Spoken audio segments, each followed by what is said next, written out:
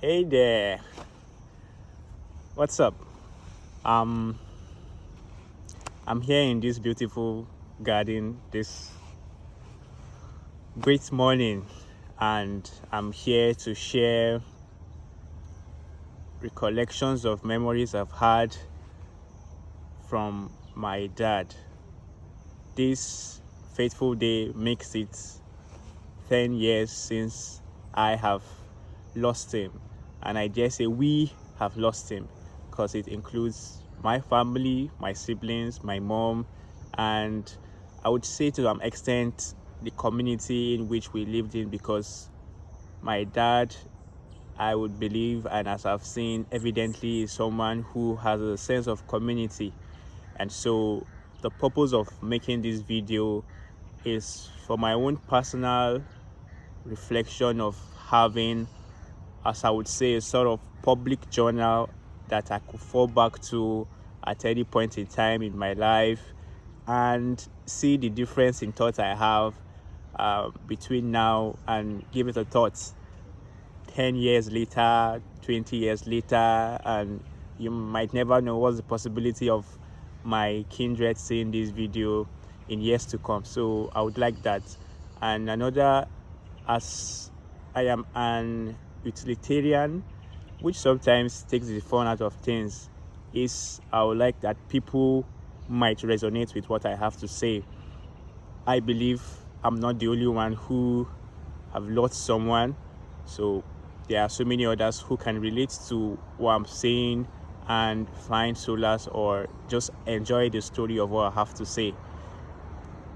With that in mind, I have a few anecdotes I would like to say about my dad, which convey some of the lesson he has bestowed upon me implicitly. The first that comes to mind had to do with an exams I took in 2015.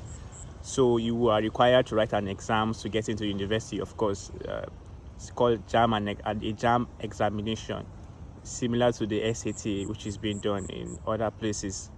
And the exam was over 400, and the pass mark at the time was 180. I wrote the exams, and I must say that was the first time that you could get instant uh, results. You could get instant reply of your results. So I wrote the exams through your mobile phone. So it takes 24 hours, and prior to that, it took over 2 weeks at most, at least 2 weeks for you to get your results. So it was a first in and of its own time to have that. So I had my father's number as the guardian because, of course, it's 2014. No, and a teenager is not allowed to have phones. So that was what happened. I had my dad as a guardian, and so after the exams, after I wrote the exams, the scores was sent to him, and I called because I wasn't home yet. I was with my brother still where I wrote the exams. He was in university then, so I was with him. So I called back home to ask if they sent the scores, and of course they answered in the affirmative, and they told me the scores, which was heartbreaking at the time. And I felt like I was a failure because the scores they sent to me was 178. After some hours, of course, that was it affected me in so many ways at that point in time. Of course, a teenager not knowing how things are or how the world works, I thought this is the beginning of the end of me, because I will not go into the university I applied for. And then what even made it worse was to see how my classmates at the time had better spectacular scores that are almost 80% close to the total marks, or even surpassing the threshold set for the exam. So it got to me, and as they say, comparison is the thief of joy. I felt so bad, uh, uh, and I had to go home. That was all the thought I've had. Regret, people doing better than me. What do I have to offer? So with that in mind, I went home and I met my dad. Of course, I was very sad within, and I must say that my ambience would have shown, or my demeanor would have shown at the time. So I went home, met him, And to my greatest surprise, my dad was very proud. Proud in the sense of not just acting dramatic for the purpose of it, but being very proud. Immediately I got home, he was even at home waiting.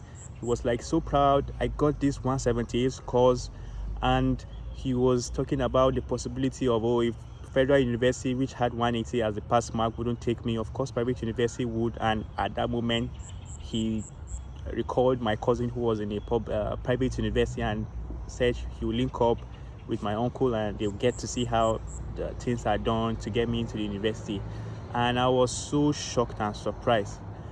And in that moment, everything went away.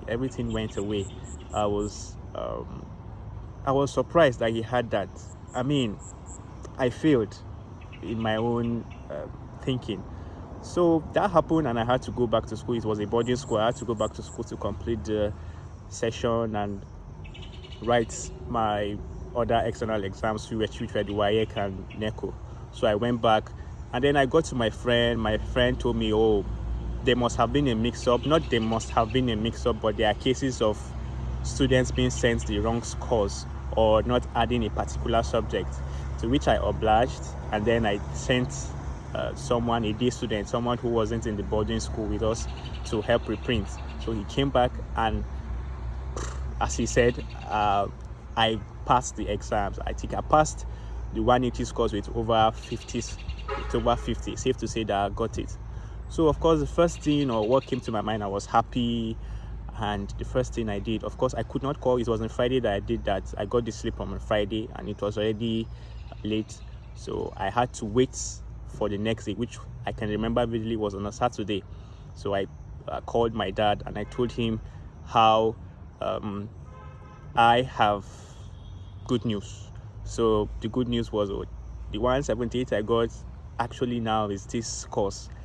So immediately I finished uttering those words. The next thing I heard was just somebody shouting. That was him shouting at the top of his voice, and not in a positive manner. Of course, shouting, and he starts scrambling some words in a dialect, saying, oh, my son has passed this his exams, he has passed, I'm so proud of my son. He continued that for about a minute, and of course I thought he was going to come back to the call, and I had to end the call, and that was the end of the conversation.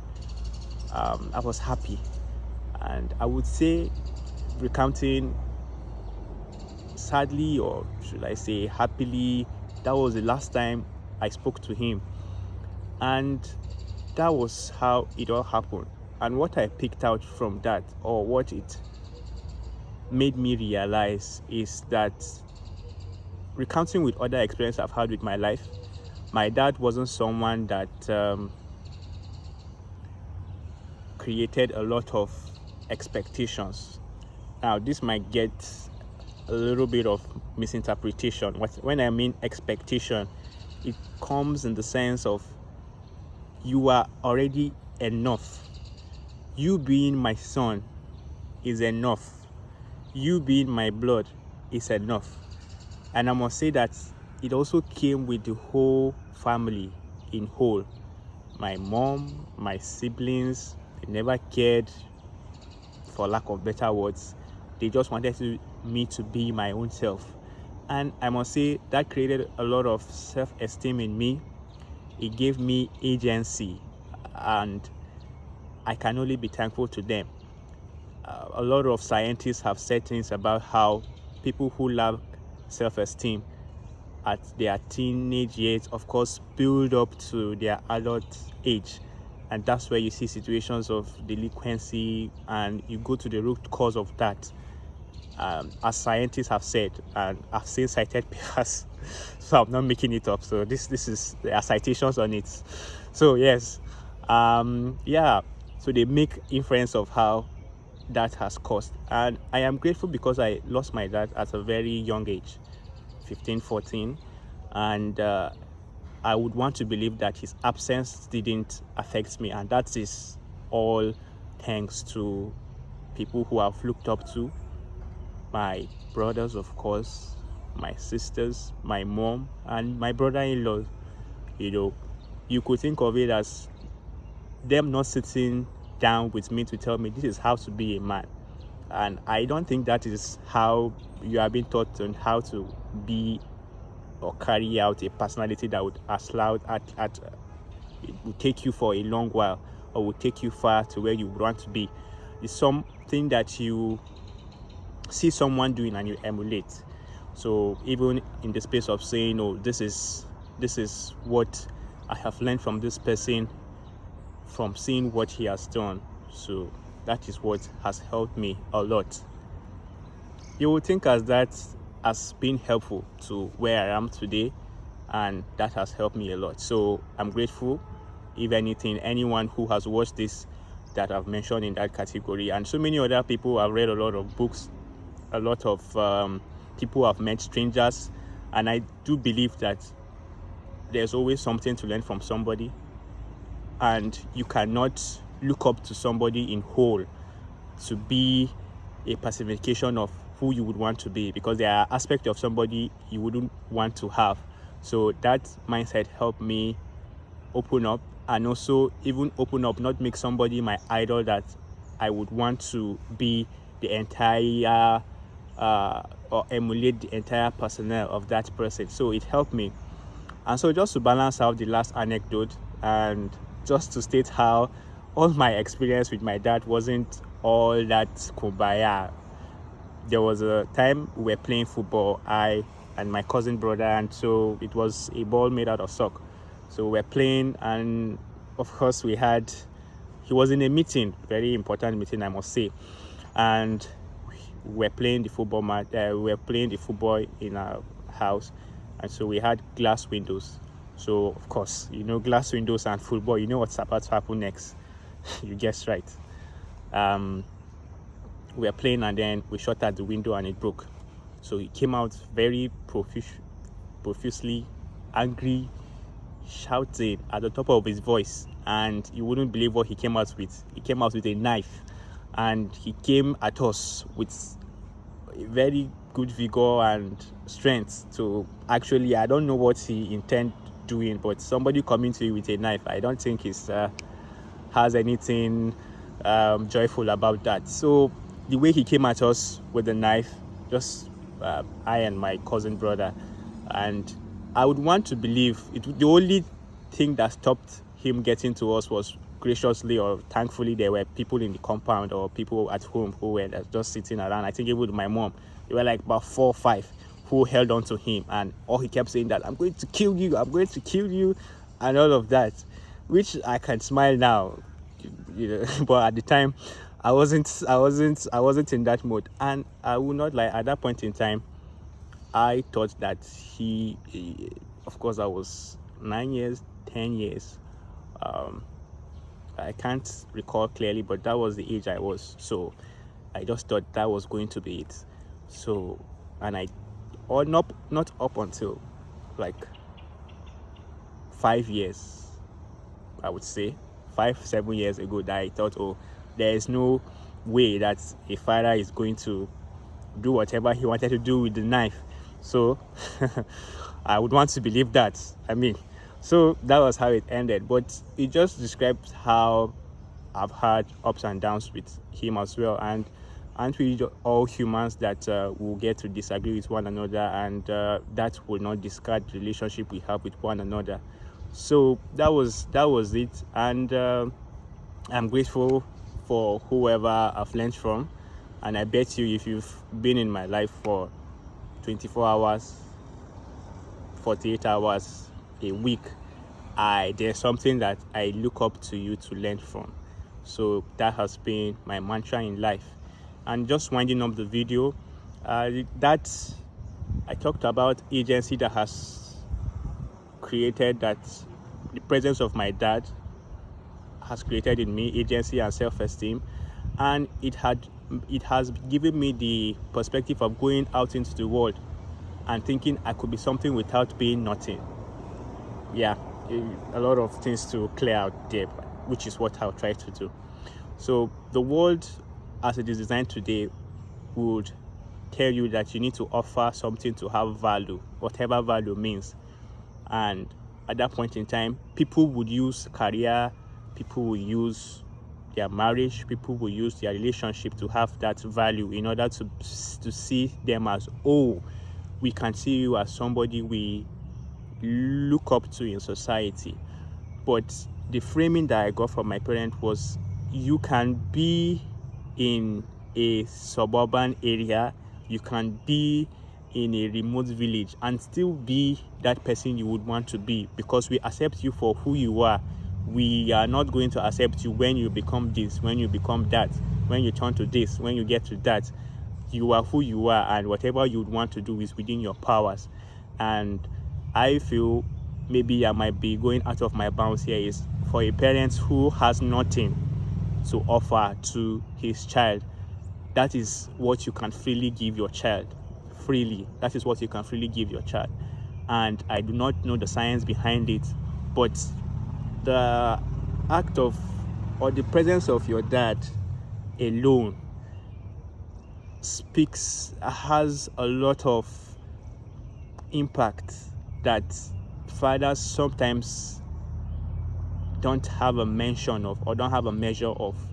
So papers, I've read a few scientific papers or heard vicariously from other people how it is important for a male child to have a male presence in his life.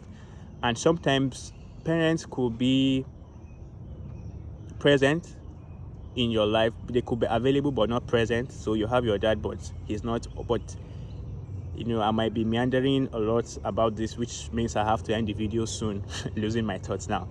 So what that means is, I had someone who I would wake up and I'll see every day. And I have to say, he was fortunate enough that he was on a title that he had that never required him to travel a lot, never required him to go to the office. Our house was his office. So he was a traditional ruler. I grew up knowing him as a traditional ruler and a farmer. So most of what either we go to the farm together, or he was at home settling disputes.